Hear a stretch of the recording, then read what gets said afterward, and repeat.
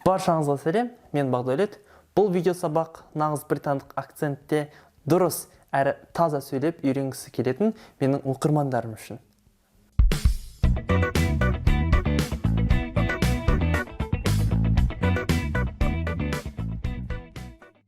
Естеріңізге сала кетейін, бұл екінші видео сабақ. Бірінші видео сабақ ол менің YouTube каналымда. Сол себептен менің YouTube каналыма тіркеліп, сондағы нағыз британдық акцентте ғана қолданылатын бір ерекше дауысты дыбысты сол менің бірінші видео сабағымнан көре аласыздар. Ал бүгінгі видео сабаққа кіріспес бұрын тағы да келесідей жағдайды көз алдыларыңызға елестетулеріңізді сұраймын.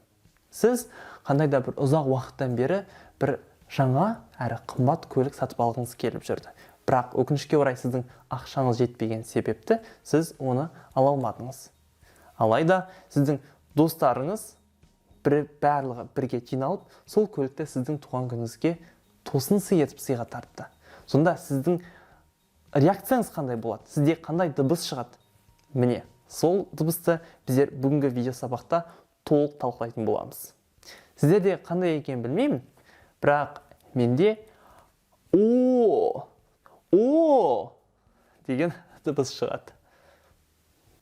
Егер байқаған болсаңыздар, қазақ тіліндегі о дыбысы мен британдықтардың о дыбысы екеуі екі бөлек естіледі.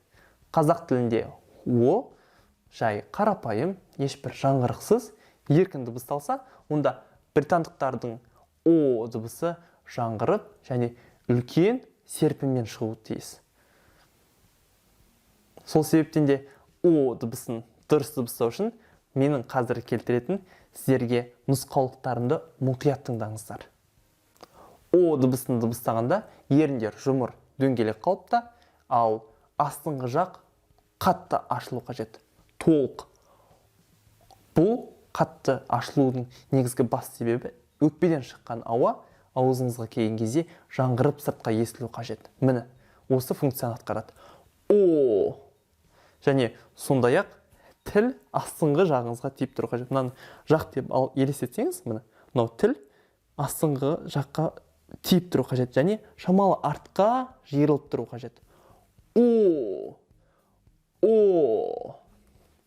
Ал ендеше о дыбысын толықтай үйрену үшін экранға назар аударыңыз. Сонымен о дыбысы бұл жартылай ашық және ұзақ дауысты дыбыс болып табылады. Таңбасына қараған болсаңыз, одан кейін бізде екі қос нүкте тұр. Екі қос нүкте демек дыбыстың ұзақ дыбысталуы қажет деген мағынаны береді. Еріндер дөңгелек әрі жұмылған күйде, ал тіл астыңғы жаққа тиіп, артқа шамалы жиырылып тұру қажет. Бұны біздер мінекей келесі мында көріп тұрмыз, иә? Мынаны ауыз қуысы ретінде алатын болсақ, оның түпкі бөлігінде және жартылай ашық бөлігінде біздің тілдің ұшы тұру қажет. Енді о дыбысының бізде жиі кездесетін жағдайларына тоқталайық. Бірінші өу және а дыбыстарын қосылу арқылы. Мысалы, о. Өу, а және и дыбыстарының қосылу арқылы. Before және соңғы a дыбысы арқылы. Мысалы, always. Енді жиі жіберетін қателіктерге тоқталсам, студенттер, тіпті мұғалімдердің өзінің кейде дұрыс емес дыбыстайтын жағдайлар болады. Солардың бірі, мысалы, water сөзі. Бұл өте жиі қолданылатын сөз, су деген мағынаны береді. Бұны әлбетте кейбіреулер water дейді, не болмаса water, не болмаса тіпті water деп те жатады. Бұлай дұрыс емес. Әлбетте water деп айтсаңыз болады. Бұл американдық нұсқада т-ны д әрпі ретінде және соңында жартылай дыбысын қосып айтуға болады. Water. Бірақ, ал егер сіз британдық акцентте сөйлегіңіз келсе, онда water деп дыбыстауыңыз қажет. Келесі о дыбысы бұл сөйлемнің басында, ортасында және аяғында да келе береді. Сол себептен де бұл өте жиі кездесетін дыбыстардың қатарына жатады. Ең бірінші сөздің басына келген жағдайда. Мысалы, already. Менен кейін қайталаңыз. Order. Ordinary. Automatic.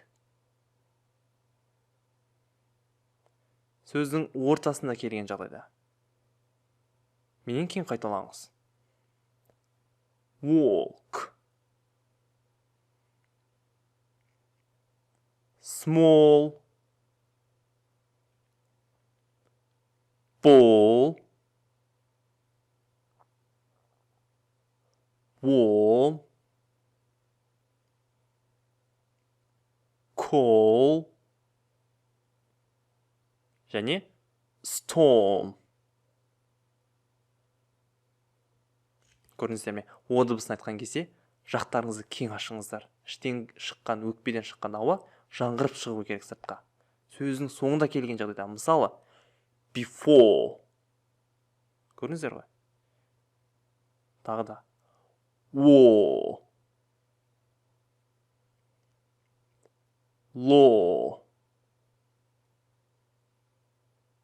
және соңғысы ignore.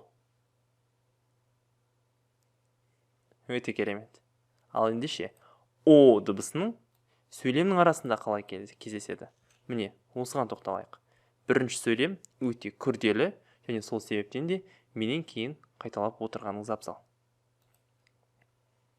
Don't ignore the Norse Lord's important support until the board awards us the quarterly award.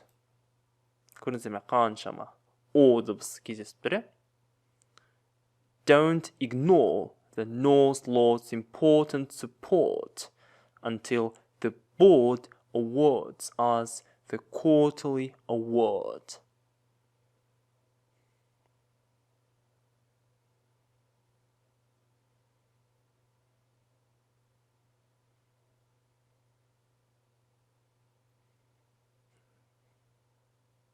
Қолыңыздан келді деп ойлаймын. Егер келмесе, видеоны паузаға қосып, тағы қайталап көрсеңіз де болады.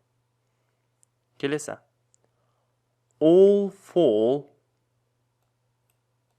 I thought I ought to talk to Paul.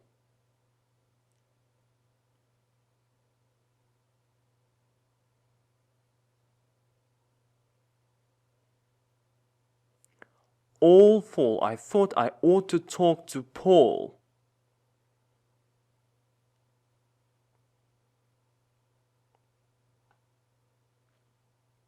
Келесі сөйлем. Is walking called a sport?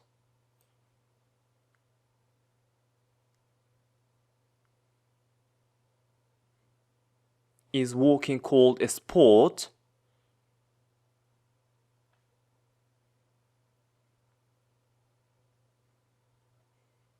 Келесі. He called me as he was walking out the door.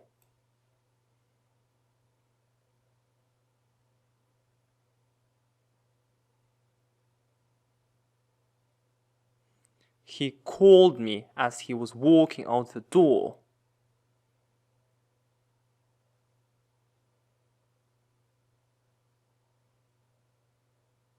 және соңғы сөйлем ол in the sport of baseball, small ball is an informal term.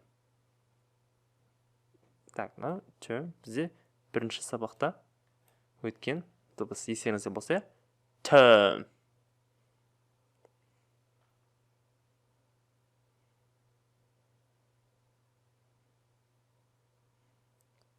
In the sport of baseball, small ball is an informal term.